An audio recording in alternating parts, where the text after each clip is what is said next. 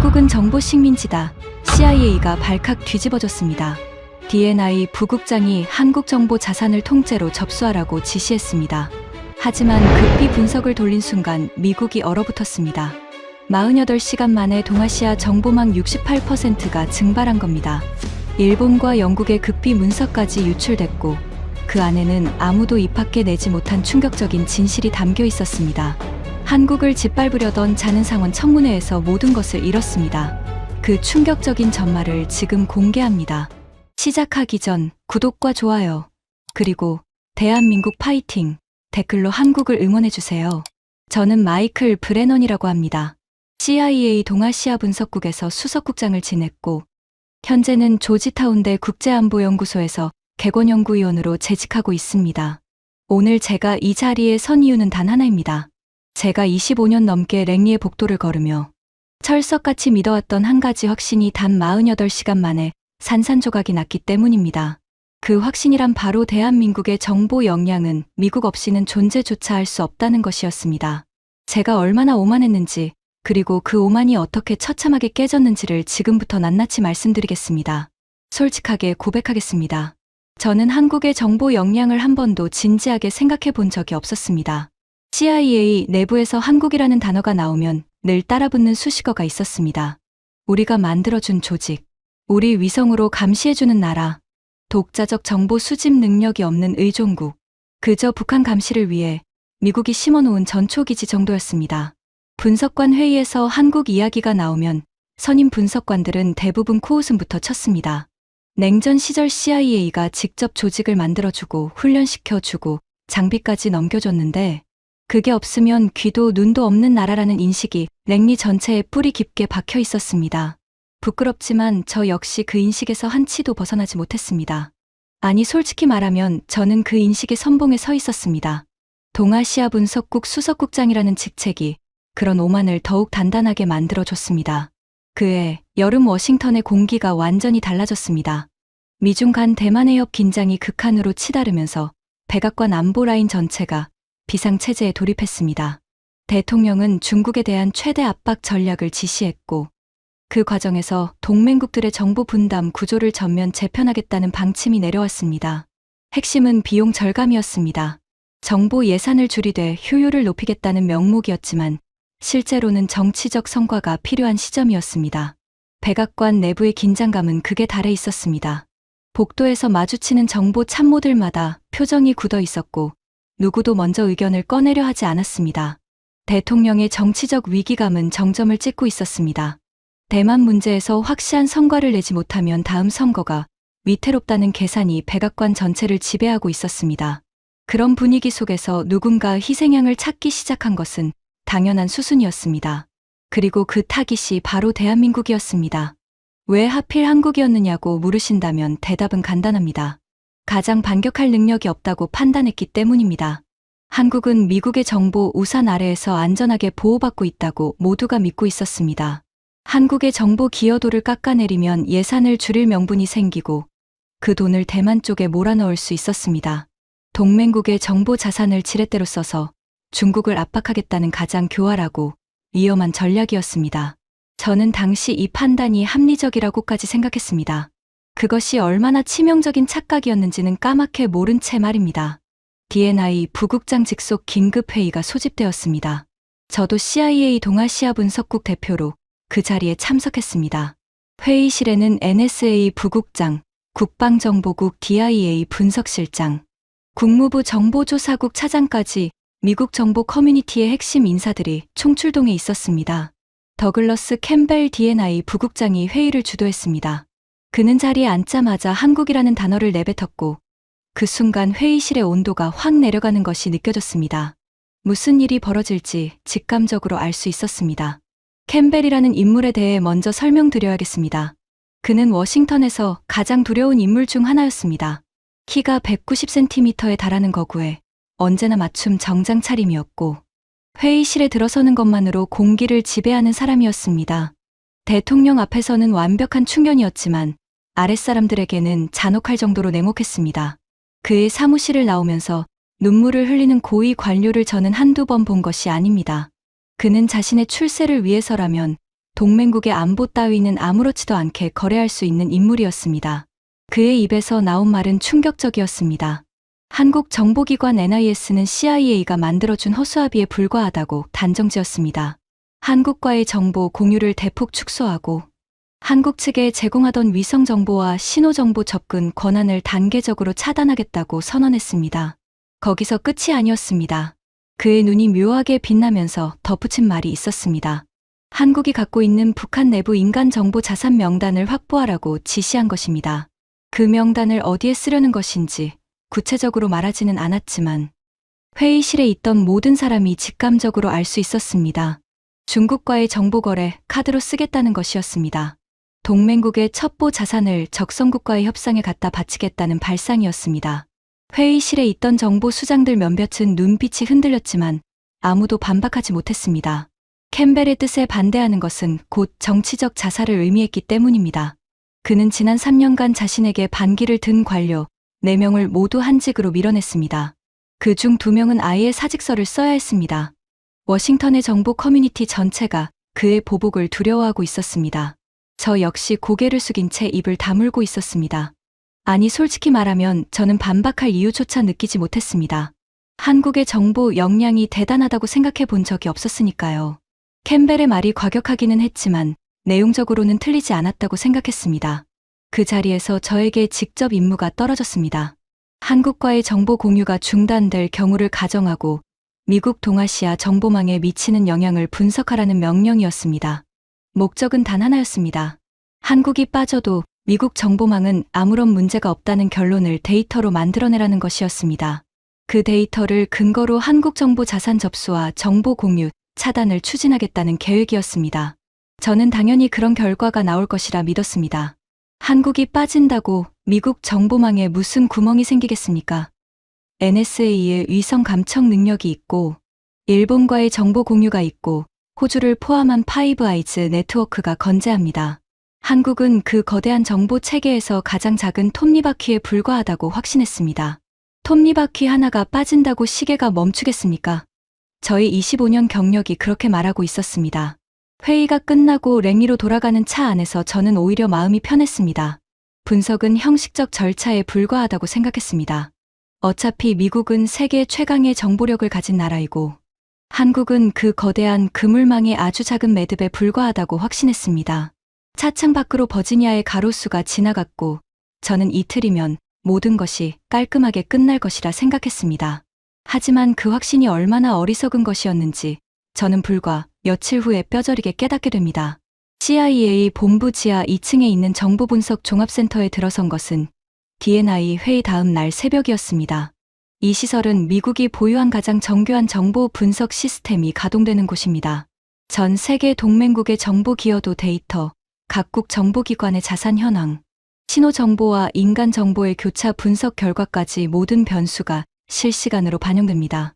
랭리에서도 최고 등급 보안 허가를 받은 인원만 출입할 수 있는 곳이었습니다. 형광등 불빛이 차갑게 내리쬐는 분석실에서 커피 냄새가 진하게 퍼져 있었습니다. 24시간 가동되는 이곳의 공기는 항상 건조하고 약간의 기계 열기가 섞여 있었습니다. 저는 분석팀에 명령을 내렸습니다. 시나리오는 단순했습니다. 한미 정보 공유 전면 중단을 가정하고 동아시아 전역의 정보, 공백 수준을 분석하라고 했습니다. 한국이 미국에 제공하던 모든 정보가 사라졌을 때 미국의 정보 수집 능력에 어떤 변화가 생기는지를 수치화하라는 것이었습니다. 분석팀은 묵묵히 작업에 들어갔습니다. 저는 결과가 나오기까지 의자에 기대 앉아 여유롭게 보고서 초안을 구상하고 있었습니다. 어차피 결론은 정해져 있다고 생각했기 때문입니다. 한국이 빠져도 NSA의 위성 감청이 있고 일본 내각정보조사실과의 공유 채널이 있고 호주 신호정보부와의 파이브 아이즈 네트워크가 건재합니다. 무엇이 문제가 되겠습니까? 저는 보고서 결론 부분을 미리 머릿속으로 완성하고 있었습니다. 한국의 정보 기여도는 대체 가능하며 미국 정보망의 완전성에 영향을 미치지 않는다라는 문장이 이미 완성되어 있었습니다. 그런데 새벽 3시 반이었습니다. 분석팀장 로버트 첸의 얼굴이 창백하게 변한 채 제 앞에 나타났습니다. 그의 손에는 1차 분석 결과 보고서가 들려 있었습니다. 평소 감정을 드러내는 법이 없는 사람이었습니다. 15년 동안 CIA에서 데이터만 다뤄온 냉철한 분석가였습니다. 그런 사람의 얼굴이 하얗게 질려 있었습니다.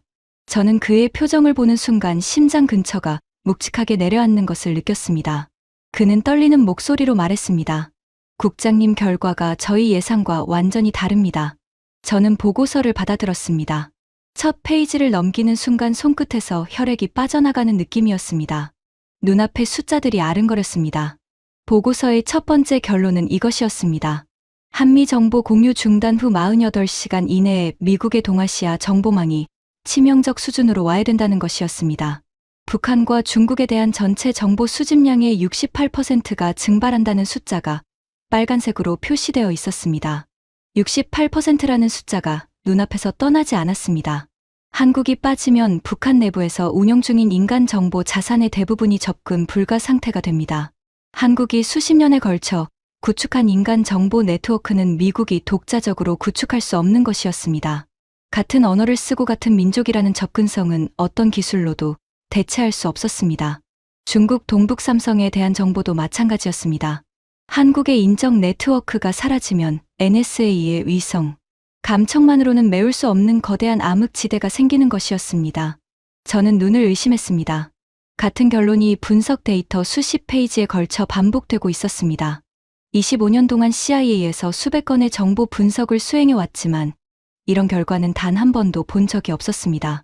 한국이라는 나라 하나의 정보가 빠졌을 뿐인데 미국이 반세기 동안 쌓아올린 동아시아 정보, 우위 전체가 도미노처럼 무너지는 결과가 나온 것입니다. 저는 분석팀에 즉각 재검증을 지시했습니다. 변수를 바꿔서 다시 돌려보라고 했습니다. 3번을 돌려보라고 했습니다. 반드시 오류일 것이라고 스스로를 다독였습니다. 하지만 마음 한편에서는 이미 알고 있었습니다. 로버트 체네 팀은 25년간 단 한 건의 분석 오류도 낸 적이 없다는 것을요. 그날 새벽 저는 CIA 지하 분석실의 차가운 의자에 앉아 천장을 바라보았습니다.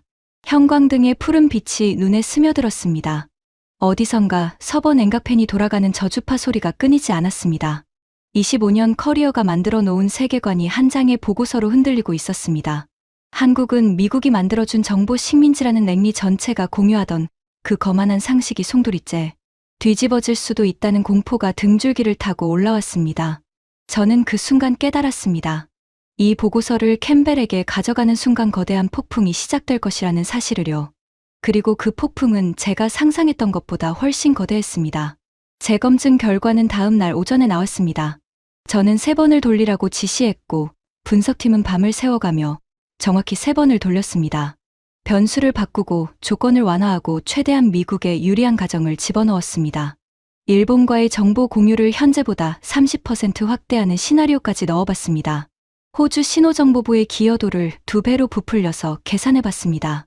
그런데 3번 모두 같은 결론이었습니다. 한미 정보 공유 중단 후 48시간 이내에 동아시아 정보망이 복구 불능 수준으로 와야 된다는 것이었습니다. 저는 보고서 3부를 나란히 놓고 한참을 바라보았습니다. 형광등 불빛 아래서 빨간색으로 표시된 68이라는 숫자가 3번 반복되어 있었습니다. 오류가 아니었습니다. 냉혹한 현실이었습니다. 제 손이 떨리기 시작했습니다. 커피잔을 들어올리려 했지만 손가락에 힘이 들어가지 않았습니다. 분석이 보여준 48시간의 시나리오를 구체적으로 말씀드리겠습니다. 한국과의 정보 공유가 끊기는 순간 가장 먼저 무너지는 것은 북한에 대한 인간 정보 수집 능력이었습니다. 한국의 NIS가 수십 년에 걸쳐 구축한 북한 내부 인적 네트워크는 전 세계 어떤 정보기관도 대체할 수 없는 자산이었습니다. 같은 한국어를 쓰고 같은 문화적 맥락을 공유하며 한반도라는 지리적 근접성까지 갖춘 한국만이 확보할 수 있는 정보원들이었습니다. CIA가 아무리 첨단 위성을 띄워도 평양 지하 벙커 안에서 벌어지는 회의 내용까지 들을 수는 없습니다. 그 정보는 사람만이 가져올 수 있었고 그 사람에 접근할 수 있는 것은 오직 한국뿐이었습니다. 첫 번째 도미노는 북한 핵 프로그램 감시였습니다. 한국이 제공하던 인간 정보가 사라지면 북한의 핵시설 가동 현황에 대한 실시간 정보의 상당 부분이 암흑 상태에 빠집니다. NSA의 위성 감청으로 시설 외부는 촬영할 수 있었지만 지하에서 무슨 일이 벌어지고 있는지는 한국이 운영하는 인간 정보원들만이 확인할 수 있었습니다. 그 눈이 사라지는 순간 미국은 북한의 핵 위협에 대해 사실상 반쪽짜리 정보로 판단을 내려야 하는 상황이 됩니다. 핵무기를 가진 나라에 대한 정보가 절반으로 줄어든다는 것이 얼마나 위험한 일인지 상상이 되십니까? 두 번째 도미노는 중국 군사 정보였습니다. 한국은 지리적으로 중국 동해안과 가장 가까운 동맹국이었습니다.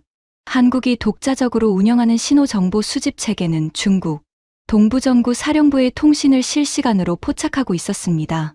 이 정보가 사라지면 중국의 대만 침공 징후를 조기에 탐지할 수 있는 능력이 심각하게 훼손됩니다. 분석 결과에 따르면 한국 정보가 빠질 경우 중국 군사 동향에 대한 조기 경보 시간이 기존 대비 절반 이하로 줄어드는 것으로 나타났습니다. 전쟁에서 경보 시간이 절반으로 줄어든다는 것은 곧 대응 실패를 의미합니다. 세 번째 도미노는 사이버 영역이었습니다. 이 부분에서 저는 진짜 충격을 받았습니다. 한국의 사이버 사령부가 보유한 사이버 방어 및 공격 역량이 분석 데이터에 처음으로 종합 입력되었는데 그 수준이 제가 알고 있던 것과 완전히 달랐습니다. 한국은 북한의 끊임없는 사이버 공격에 맞서면서 실전 경험을 축적해왔고 그 과정에서 세계 최상위권의 사이버 탐지 및 대응 능력을 갖추게 되었습니다. 사이버 위협 탐지율이 94.7%에 달한다는 데이터가 있었습니다. 이것은 파이브 아이즈 회원국 평균보다도 높은 수치였습니다. 미국이 보호해주는 의존국이라고 비웃던 그 나라가 사이버 전쟁에서는 미국과 동급이거나 특정 영역에서 앞서 있었던 것입니다. 저는 이 세 가지 도미노 효과를 보고 처음으로 한국이라는 나라의 정보 역량을 진지하게 다시 보게 되었습니다. 그동안 미국이 만들어준 허수아비라고만 생각했던 그 나라가 사실은 미국 동아시아 정보망의 허리뼈였다는 사실에 머리를 한 대 맞은 느낌이었습니다. 한국이 없으면 북한도 안 보이고 중국도 안 보이고 사이버 공간에서도 반쪽짜리가 됩니다. 결국 동아시아가 안 보이는 것이었습니다. 하지만 이것은 시작에 불과했습니다. 저는 한 가지 의문이 들었습니다. 그렇다면 한국 자체의 독자적 정보 역량은 도대체 어떤 수준인가라는 질문이었습니다. 솔직히 그때까지 저는 한국의 독자 정보 수집 능력에 대해 진지하게 분석해 본 적이 단 한 번도 없었습니다. 미국이 위성 사진을 찍어서 넘겨주는 나라이니 독자 역량 같은 것은 의미가 없다고 생각했던 것입니다. 하지만 첫 번째 분석이 모든 전제를 뒤집어 놓은 이상 두 번째 질문은 더 이상 피할 수 없었습니다. 저는 분석팀에 두 번째 분석을 지시했습니다.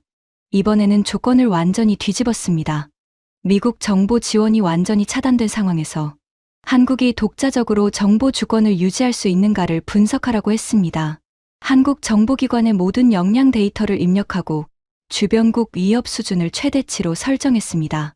저는 이번에야말로 한국이 미국 없이는 장님이 된다는 결과가 나올 것이라고 기대했습니다. 최소한 그래야 첫 번째 분석의 충격에서 벗어날 수 있을 것 같았습니다. 결과가 나오는데 하루가 더 걸렸습니다. 한국 정보기관의 역량 데이터가 예상보다 방대해서 분석에 추가 시간이 필요했다고 합니다. 로버트 첸이 다시 제 앞에 섰을 때 이번에는 그의 얼굴에 놀라움과 함께 묘한 경외감 같은 것이 떠올라 있었습니다. 그는 보고서를 내밀며 말했습니다. 국장님, 이것을 직접 보셔야 합니다. 저는 보고서를 펼쳤고 두 번째 충격이 시작되었습니다. 첫 번째보다 더 깊고 근본적인 충격이었습니다. 한국은 미국의 정보 지원 없이도 독자적 정보 운용이 가능했습니다. 단순히 가능한 수준이 아니었습니다. 분석은 한국이 독자적으로 한반도 정보 주권은 물론이고 동아시아 일대의 독립적 정보 수집까지 유지할 수 있는 정보 강국이라는 결론을 내놓았습니다. 가장 먼저 눈에 들어온 것은 한국의 독자 정찰 위성 체계였습니다. 한국은 자체 개발한 초소형 정찰 위성 군집을 운영하고 있었고 그 해상도와 재방문 주기가 분석관들조차 데이터를 2번 확인했을 정도였습니다. 한국이 미국의 위성 사진에 의존한다는 것은 이미 과거의 이야기였습니다. 독자 위성만으로도 한반도와 주변 해역에 대한 거의 실시간 감시가 가능한 수준이었습니다. 한국의 사이버 정보 수집 능력은 더욱 충격적이었습니다. 한국 사이버 사령부 소속 인원이 4,800명에 달했고 이들 중 상당수가 북한 해커 부대와의 실전 교전 경험을 갖고 있었습니다. 이론이 아니라 실전에서 단련된 인력이었습니다. 세계에서 가장 활발한 사이버 전쟁을 수년간 치러온 나라답게 공격 탐지와 역추적 기술이 최고 수준이었습니다. NSA조차 한국의 특정 사이버 기술을 역으로 벤치마킹하고 있었다는 내부 자료가 분석에 포함되어 있었습니다. 미국이 가르쳐준 제자가 어느새 스승을 넘어서 있었던 것입니다. 인간 정보 영역에서는 비교 자체가 불가능했습니다. 한국어라는 고유 언어와 같은 민족이라는 접근성은 지구상 어떤 나라도 복제할 수 없는 절대적 우위였습니다. CIA가 아무리 천문학적 예산을 쏟아부어도 한국인처럼 평양 사투리를 구사하면서 북한 내부에 스며들 수 있는 요원을 양성하는 것은 불가능했습니다. 한국의 인간 정보 네트워크는 반세기에 걸쳐 축적된 것이었고 이것은 돈으로 살 수 없는 자산이었습니다.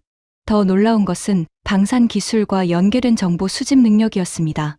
한국은 이미 세계 4위의 방산 수출국이었습니다. 방산 수출이 많다는 것은 단순히 무기를 파는 것이 아니었습니다. 무기를 수출하는 나라는 구매국과 깊은 군사 정보, 교류 채널을 형성하게 됩니다. 폴란드에 K2 전차를 팔고 사우디에 방공 체계를 수출하면서 한국은 미국을 거치지 않는 독자적 글로벌 군사 정보 네트워크를 구축하고 있었습니다. 한국의 방산 파트너, 국가 수가 50개국을 넘어섰다는 데이터를 보는 순간 저는 의자에서 몸을 일으켰습니다. 50개국이면 미국의 정보 동맹 네트워크에 버금가는 규모였습니다. 저는 두 번째 보고서를 덮으며 깊은 한숨을 내쉬었습니다. 캠벨이 원한 것은 한국 없이도 미국 정보망은 문제없다는 결론이었습니다. 그런데 분석은 정반대의 결론을 두 번이나 내놓았습니다. 한국 없이는 미국이 동아시아에서 장님이 되고 미국 없이도 한국은 독자적으로 정보, 강국 지위를 유지할 수 있다는 것이었습니다. 이것을 캠벨에게 보고한다는 것은 상상만으로도 등에 식은땀이 흘렀습니다. 하지만 데이터는 거짓말을 하지 않았습니다. 보고서 두 부를 책상 위에 나란히 놓고 바라보았습니다. 첫 번째 보고서는 미국의 치명적 맹점을, 두 번째 보고서는 한국의 압도적 독자 역량을 증명하고 있었습니다. 이 두 보고서가 동시에 존재한다는 것 자체가 워싱턴의 상식을 완전히 뒤집는 것이었습니다. 한국을 무력화시키라는 명령을 받고 분석을 돌렸는데 결과적으로 미국의 아킬레스건을 스스로 파헤쳐 버린 꼴이 된 것입니다. 저는 결심했습니다. 이 보고서를 숨길 수는 없었습니다. 아무리 불편한 진실이라도 CIA의 분석과는 데이터에 충실해야 합니다. 저는 보고서를 들고 캠벨에게 직접 브리핑을 요청했습니다. 그가 이 숫자를 보면 한국 정보 자산 접수 계획을 당장 철회할 것이라고 기대했습니다. 합리적인 사람이라면 당연히 그래야 했습니다. 하지만 제가 마주한 것은 합리가 아니라 권력이었습니다. 그리고 그 권력의 벽은 제가 생각했던 것보다 훨씬 높고 두꺼웠습니다. 브리핑은 이틀 후 D&I 본부 7층 부국장 집무실에서 이루어졌습니다. 저는 분석 보고서 두 부를 서류 가방에 넣고 랭리를 나섰습니다. 차를 타고 D&I 본부로 향하는 동안 가슴이 무겁게 내려앉았습니다. 버지니아의 오후 햇살이 차창을 통해 들어왔지만 온기가 느껴지지 않았습니다. 캠벨은 결과만 원하는 사람이었습니다. 그것도 자기가 원하는 결과만 받아들이는 사람이었습니다. 제가 들고 가는 보고서는 그가 절대로 원하지 않는 결론을 담고 있었습니다. 하지만 데이터를 왜곡할 수는 없었습니다. D&I 본부 7층 부국장 집무실에 들어서자 캠벨이 이미 창가에 서 있었습니다. 워싱턴 시내가 내려다 보이는 대형 유리창 앞에 양손을 뒷짐 진 채 서 있는 그의 뒷모습은 마치 자기가 이 도시 전체를 소유하고 있다는 듯한 자세였습니다. 집무실에는 고급 가죽 냄새와 함께 시가 연기가 은은하게 배어 있었습니다. 그는 저를 보자마자 뒤돌아서며 물었습니다. 결과가 나왔나? 한국이 얼마나 쓸모없는 조직인지 숫자로 증명해 왔겠지. 그의 눈에는 이미 승리를 확신하는 빛이 가득했습니다. 입꼬리가 살짝 올라가 있었습니다. 저는 잠시 망설였습니다. 그리고 서류 가방에서 보고서를 꺼내 그의 책상 위에 올려놓았습니다. 부국장님 결과를 직접 보시는 것이 좋겠습니다. 그는 보고서를 집어들었습니다. 첫 페이지를 넘기는 순간 그의 표정이 변하기 시작했습니다. 눈이 가늘어지더니 이마에 깊은 주름이 잡혔습니다. 두 번째 페이지, 세 번째 페이지를 넘길수록 그의 관자놀이에 핏줄이 선명하게 드러났습니다. 48시간이라는 숫자를 발견한 순간 그는 보고서를 책상 위에 내리쳤습니다. 탁자 위에 만년필이 바닥으로 굴러 떨어졌습니다. 이게 무슨 소리야? 그의 목소리가 집무실 전체를 울렸습니다. 창밖의 워싱턴 풍경이 갑자기 멀어지는 느낌이었습니다. 저는 최대한 침착하게 설명했습니다. 분석을 3차례 반복했고 3번 모두 동일한 결론이 나왔다고 말씀드렸습니다. 한미 정보 공유 중단 시 48시간 내에 동아시아 정보망이 와해되며 한국은 독자적으로 정보 주권 유지가 가능한 정보 강국이라는 결과였다고 보고했습니다. 그는 제 말이 끝나기도 전에 책상을 주먹으로 내리쳤습니다. 그 충격으로 유리 물컵이 흔들렸습니다. 데이터 따위로 대통령의 방침에 제동을 거는 건가? 저는 그 순간 이 사람에게는 진실이 아무런 의미가 없다는 것을 깨달았습니다. 하지만 더 충격적인 것은 그 다음이었습니다. 캠벨은 목소리를 낮추며 말했습니다. 낮게 깔린 그 목소리가 오히려 더 소름이 끼쳤습니다. 브레넌 국장. 자네는 보고서 하나 제대로 못 쓰는 건가? 아니면 일부러 안 쓰는 건가? 내가 원하는 결론을 넣어서 다시 써. 숫자란 것은 어떻게 배열하느냐에 따라 얼마든지 다른 이야기를 할 수 있는 거야. 25년이나 CIA에 있었으면서 그것도 모르나? 데이터를 조작하라는 것이었습니다. 25년간 CIA에서 일하면서 정보 분석 결과를 왜곡하라는 직접적 지시를 받은 것은 처음이었습니다. 등줄기에 찬물을 끼얹은 것 같았습니다. 저는 자리에서 일어나며 분명하게 말했습니다. CIA 분석의 정합성을 훼손하는 것은 불가능하며 저는 그런 지시에 따를 수 없다고 했습니다. 그 순간 캠벨의 눈이 얼음장처럼 차갑게 변했습니다. 그는 천천히 자리에서 일어났습니다.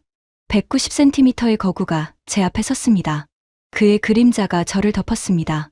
그는 낮고 느릿한 목소리로 말했습니다. 브레넌, 자네 아들이 국무부에서 일하고 있지. 둘째 딸은 올해 로스쿨 졸업이고 이 도시에서 내가 전화 한 통이면 무슨 일이 일어나는지 자네도 잘 알 텐데. 심장이 얼어붙었습니다. 그것은 단순한 경고가 아니었습니다. 가족까지 끌어들인 명백한 협박이었습니다. 25년 동안 이 도시에서 온갖 권력 다툼을 봐왔지만 정보 관료의 가족을 직접 언급하는 것은 선을 넘어도 한참 넘은 것이었습니다. 제 손이 떨렸습니다. 하지만 분노가 공포를 이겼습니다. 저는 보고서를 챙겨 들고 집무실을 나왔습니다. 문을 닫는 순간 뒤에서 캠벨의 목소리가 들렸습니다. 후회할 거야, 브레넌. 엘리베이터를 기다리는 동안 다리가 후들거렸습니다. 하지만 마음은 오히려 선명해졌습니다. 이 보고서를 묻을 수는 없었습니다. 브리핑이 파국으로 끝난 후 저는 한 가지 준비를 더 시작했습니다. 미국의 분석만으로는 캠벨 같은 인간을 막을 수 없다는 것을 깨달았기 때문입니다. 저는 CIA의 정보 교류 채널을 통해 동맹국들의 한국 관련 내부 평가를 입수하기 시작했습니다. 미국 혼자만 이런 결론을 내린 것인지 아니면 다른 나라들도 같은 사실을 알고 있는지 확인하고 싶었습니다. 일주일이 걸렸습니다. 하지만 그 일주일은 제 세계관을 완전히 뒤바꿔 놓았습니다. 가장 먼저 손에 넣은 것은 일본 내각정보조사실의 급비 평가서였습니다. 일본은 자국의 정보 전략을 수입하면서 한국의 정보 역량을 독자적으로 분석한 문서를 작성하고 있었습니다. 그 평가서의 핵심 결론을 보는 순간 저는 의자에서 몸을 일으켰습니다. 한국의 정보 자산이 동아시아 안보 구도에서 이탈할 경우 일본의 정보 안보는 사실상 붕괴된다. 일본이 한국을 경쟁국으로 보면서도 정보 안보 영역에서는 절대적으로 의존하고 있었던 것입니다. 특히 북한 관련 인간 정보에서 일본은 한국을 통해 얻는 정보가 전체의 70% 이상이라는 구체적 수치까지 적혀 있었습니다. 일본 내각정보조사실 스스로가 이 의존도를 인정하면서도 대체 수단이 없다고 결론 내리고 있었습니다. 한국을 무시하면서도 한국 없이는 살 수 없다는 모순을 일본이 스스로 문서화하고 있었다는 사실이 충격이었습니다. 영국 MI6의 내부 등급 문서는 더욱 직접적이었습니다. MI6는 전 세계 정보 파트너 기관을 등급별로 분류하고 있었습니다. 최상위 등급인 A+ 등급에는 파이브 아이즈 회원국인 미국, 호주, 캐나다, 뉴질랜드만 들어가 있었습니다. 그런데 아시아 지역에서 유일하게 별도 항목이 신설되어 있었습니다. 아시아 최우선 파트너라는 특별 범주에 한국이 단독으로 들어가 있었던 것입니다. 일본도 아니고 인도도 아니고 한국이었습니다. MI6는 한국의 사이버 정보 역량을 특별히 높이 평가하고 있었습니다. 한국이 북한과의 사이버 전쟁에서 축적한 실전 데이터와 대응 기술이 영국 본토의 사이버 안보에도 직접적으로 기여하고 있다는 평가가 담겨 있었습니다. 미국이 만들어준 정보 식민지라고 비웃던 그 나라가 영국 정보기관에서는 아시아 최고의 파트너로 대우받고 있었던 것입니다. 하지만 진짜 충격은 그 다음이었습니다.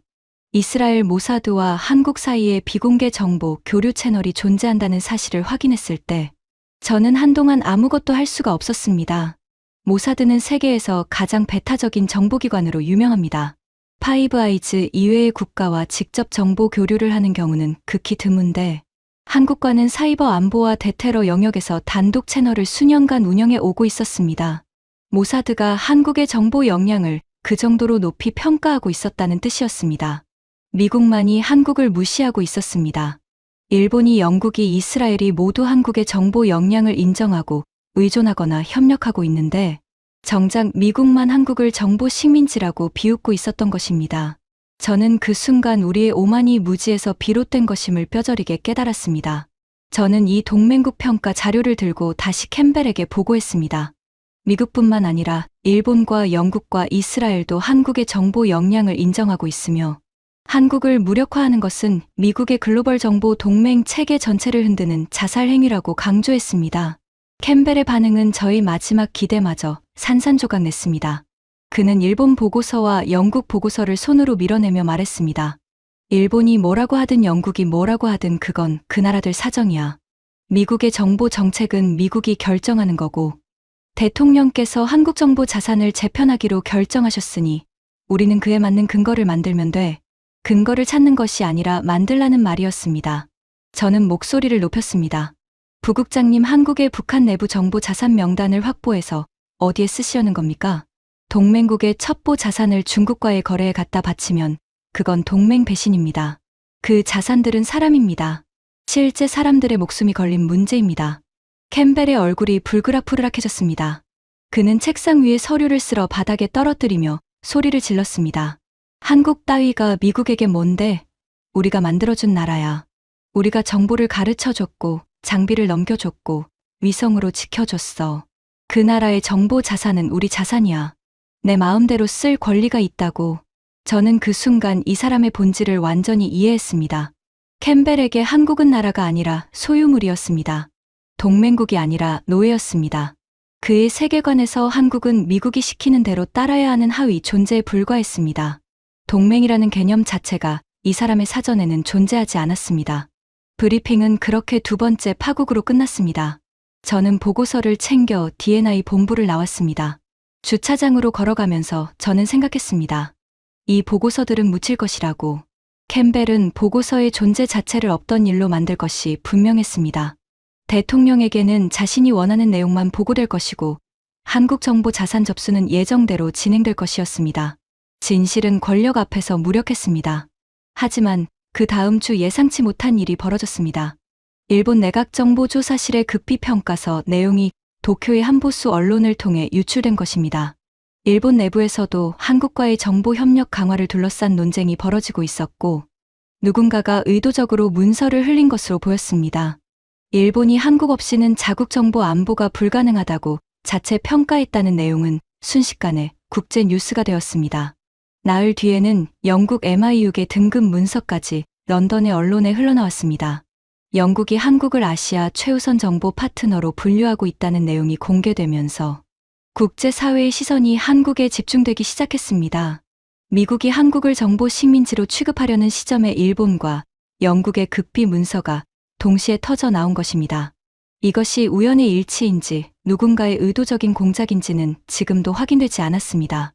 하지만 결과적으로 이 유출은 판세를 완전히 뒤바꿔 놓았습니다. 캠벨은 격분했습니다. 유출 경로를 추적하라고 D&I 보안팀에 비상을 걸었지만 문서는 이미 전 세계에 퍼진 뒤였습니다. 미국이 한국의 정보 자산을 접수하려 한다는 소문과 일본과 영국이 한국을 핵심 정보 파트너로 평가하고 있다는 사실이 결합되면서 국제 여론이 들끓기 시작했습니다. 한국을 무시하려던 미국의 시도가 오히려 한국의 정보 역량을 전 세계에 증명해주는 역효과를 낳고 있었습니다. 상황은 캠벨이 통제할 수 있는 범위를 완전히 벗어나고 있었습니다. 캠벨은 그럼에도 불구하고 한국 정보 자산 재편을 강행했습니다. 문서 유출로 국제 여론이 들끓고 있었지만 그는 한 발짝도 물러서지 않았습니다. 오히려 반발이 거세질수록 더 강하게 밀어붙이는 것이 그의 스타일이었습니다. D&I 명의로 한국 측에 공식 통보가 나갔습니다. 위성정보 접근 권한 단계적 축소와 신호정보 공유 범위 재조정이라는 외교적 표현이었지만 실질적으로는 한국을 미국 정보망에서 밀어내겠다는 선전포고였습니다. 동시에 한국의 북한 관련 인간 정보 자산 현황을 미국 측에 전면 공개하라는 요구까지 포함되어 있었습니다. 하지만 세계의 반응은 캠벨이 예상한 것과 완전히 달랐습니다. 미국이 한국의 정보 자산을 접수하려 한다는 소식에 각국이 놀란 것이 아니라 오히려 한국이라는 나라의 정보 역량을 재평가하기 시작한 것입니다. 가장 먼저 움직인 것은 프랑스 대외안보총국 BGS였습니다. 프랑스는 미국의 움직임이 알려진 직후 한국과의 사이버 정보 협력 확대를 공식 제안했습니다. 프랑스는 이미 한국의 사이버 방어 기술을 높이 평가하고 있었지만 그동안은 미국과의 관계를 의식해 직접 접근을 미뤄왔던 것입니다. 미국이 스스로 한국을 밀어내는 상황이 되자 프랑스는 더 이상 눈치 볼 이유가 없어졌습니다. 독일 연방정보부 BND의 움직임은 더욱 신속했습니다. 독일은 유럽 내 사이버 안보 강화를 위해 한국 사이버 사령부와의 기술 교류를 적극 추진하겠다고 발표했습니다.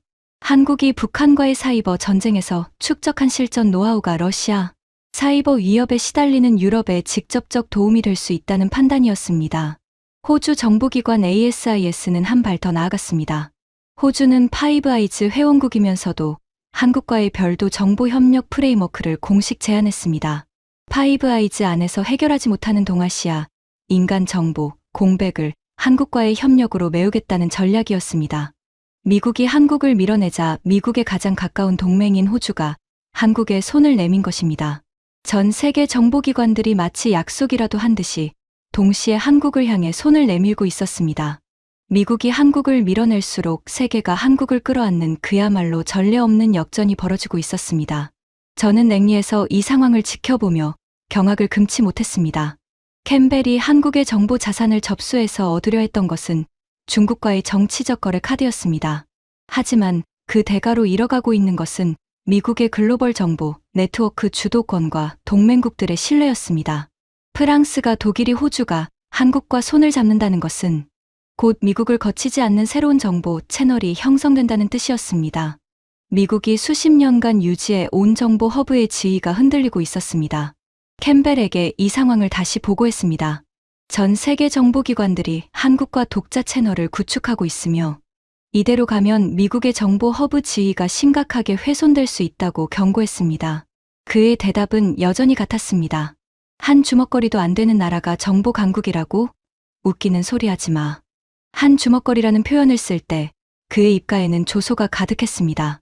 한국의 정보 역량이 어떤 수준인지 여전히 알지 못했거나 알면서도 인정하기 싫었던 것입니다. 하지만 숫자는 거짓말을 하지 않았습니다. 한국과 새롭게 체결된 정보 협력 협정의 규모가 집계되기 시작하자 워싱턴 내부에서도 동요가 시작되었습니다. 미국을 우회하는 정보 채널이 늘어나고 있다는 보고가 올라왔습니다. 의회 정보위원회 소속 의원들 사이에서도 캠벨의 한국 정책에 대한 의문이 제기되기 시작했습니다. 전 세계 언론의 논조도 완전히 달라졌습니다. 불과 몇 주 전까지만 해도 한국의 정보 역량은 국제 뉴스에서 거의 다뤄지지 않는 주제였습니다.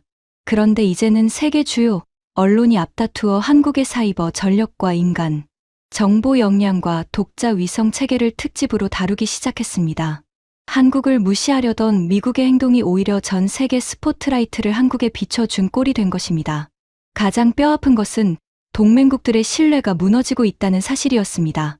미국이 한국처럼 오랜 동맹국의 정보 자산도 정치적 거래에 이용할 수 있다는 선례를 만들어 버린 것입니다.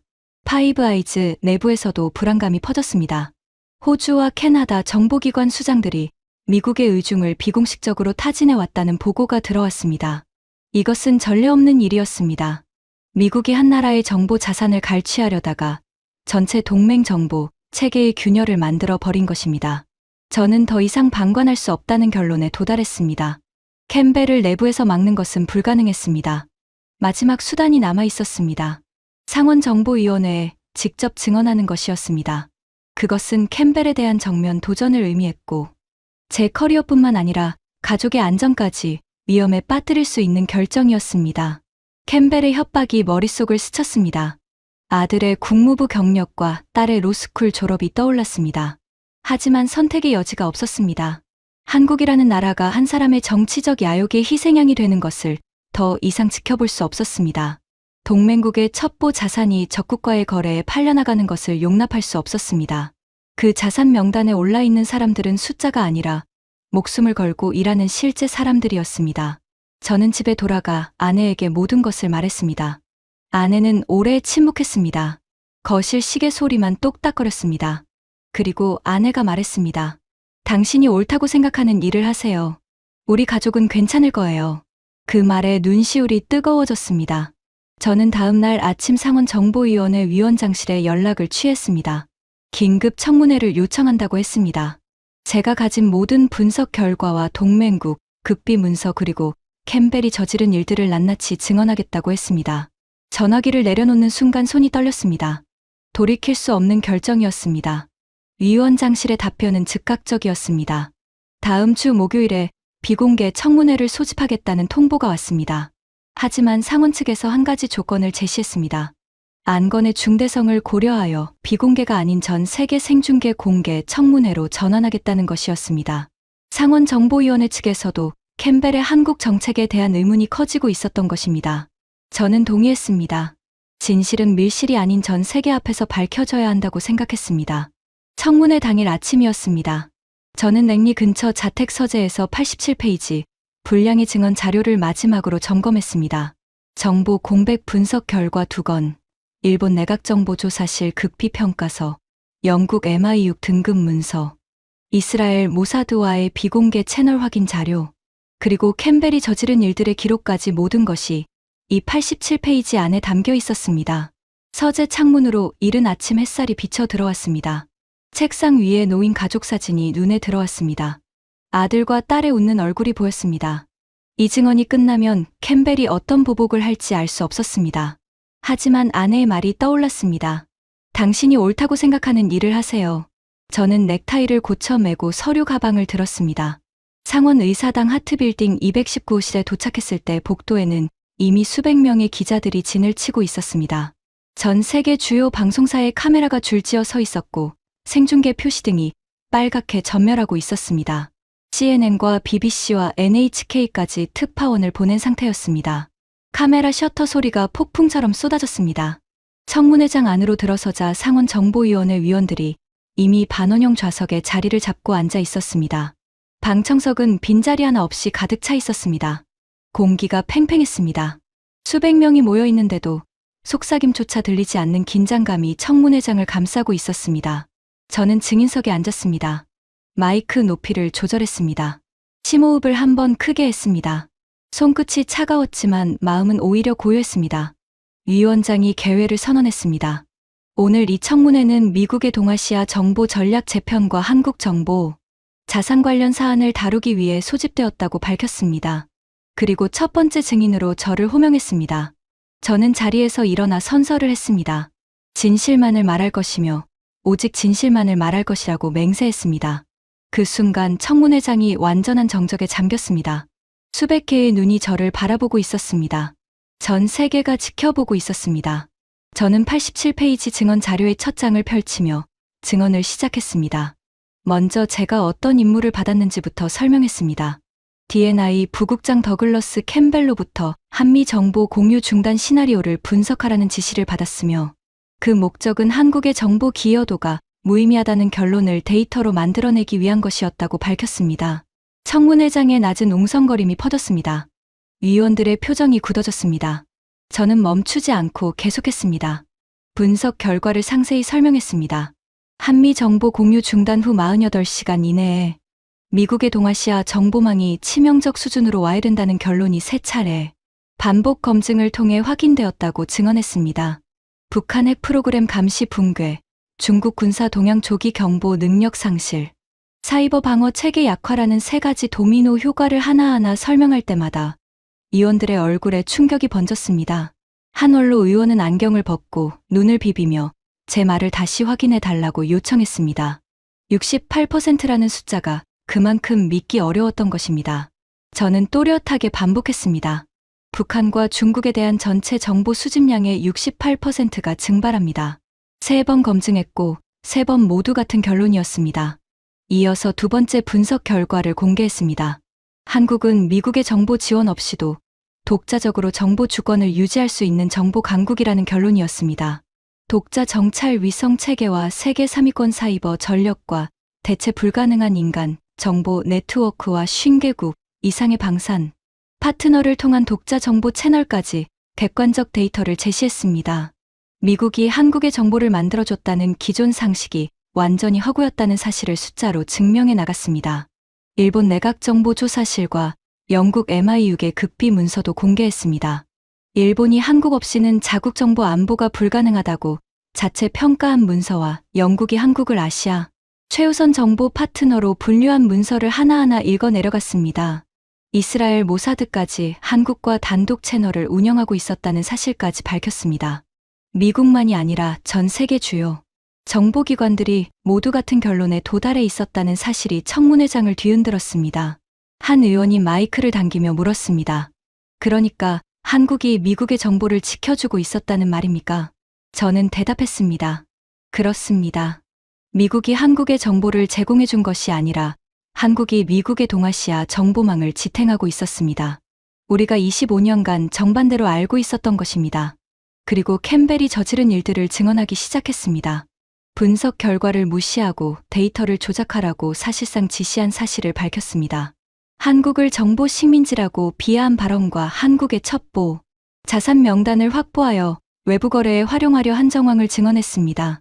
데이터 따위로 대통령의 방침에 제동을 거느냐는 발언과 가족을 언급하며 제 커리어를 위협한 장면까지 낱낱이 밝혔습니다. 청문회장이 술렁였습니다. 방청석에서 탄식이 터져 나왔고 카메라 플래시가 쉴 새 없이 터졌습니다. 위원들 중 한 명은 고개를 저으며 손으로 이마를 짚었습니다. 저는 증언의 마지막 부분에서 목소리를 가다듬었습니다. 목 안쪽이 뜨거워지는 것을 느꼈습니다. 하지만 끝까지 말해야 했습니다. 저는 25년간 미국의 정보 전략을 수입하는 자리에 있었습니다. 그 25년 동안 한국의 정보 역량을 단 한 번도 제대로 본 적이 없었습니다.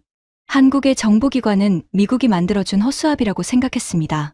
하지만 그것은 완전한 착각이었습니다. 한국은 미국 동아시아 정보망의 허리뼈이며 독자적으로 세계 안보에 기여하는 정보 강국입니다. 우리가 한국의 정보를 만들어준 것이 아닙니다. 한국이 우리의 정보를 지켜주고 있었습니다. 그 말이 끝나는 순간 청문회장에 정적이 흘렀습니다. 길고 무거운 침묵이었습니다. 천장의 조명이 유난히 밝게 느껴졌습니다. 제 심장 박동 소리가 마이크를 통해 울릴 것 같았습니다. 그리고 그 침묵을 깨뜨린 것은 방청석 뒤쪽에서 시작된 박수 소리였습니다. 한 사람의 박수가 두 사람이 되고 세 사람이 되더니 순식간에 청문회장 전체가 박수로 뒤덮였습니다. 위원들까지 자리에서 일어나 박수를 치기 시작했습니다. 기립박수였습니다. 전 세계 생중계 카메라 앞에서 미국 상원이 한국의 가치를 인정하는 기립박수를 보낸 것입니다. 저는 그 순간 눈시울이 뜨거워지는 것을 참을 수 없었습니다.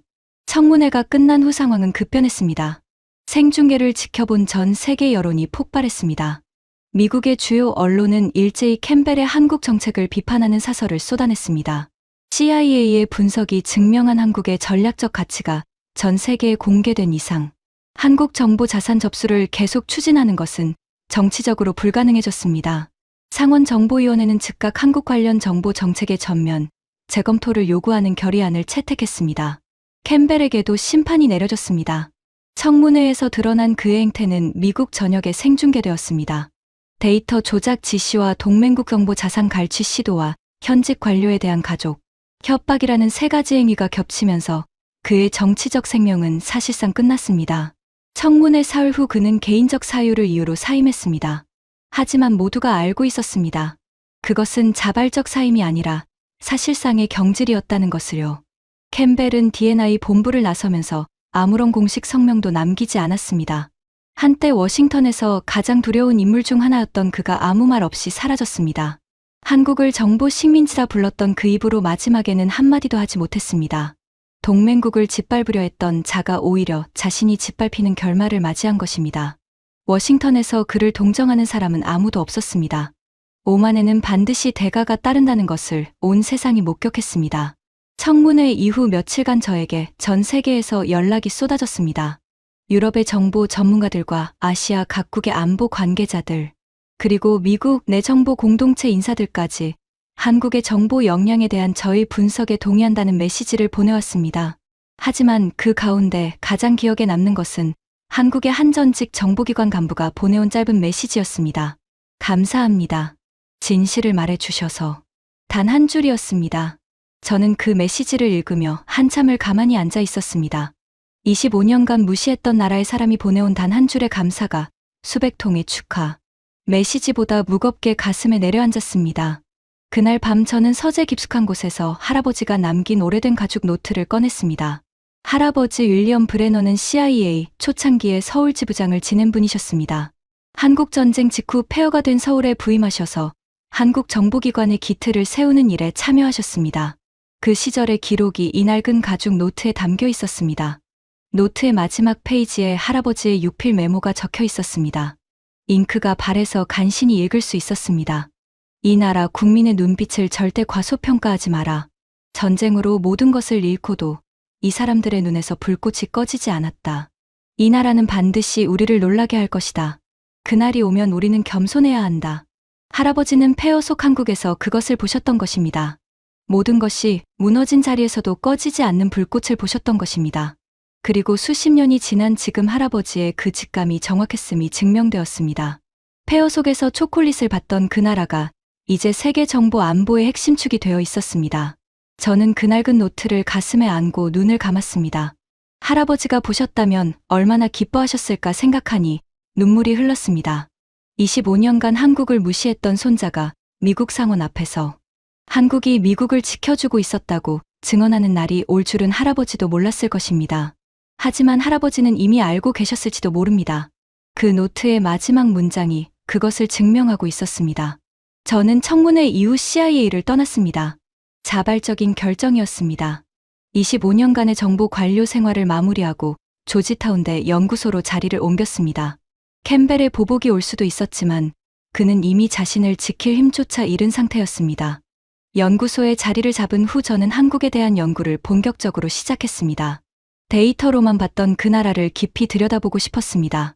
한국의 정보 역량 발전사와 방산기술의 성장 과정과 한국 국민들의 저력을 연구하면서 저는 매일 새로운 사실에 놀랐습니다.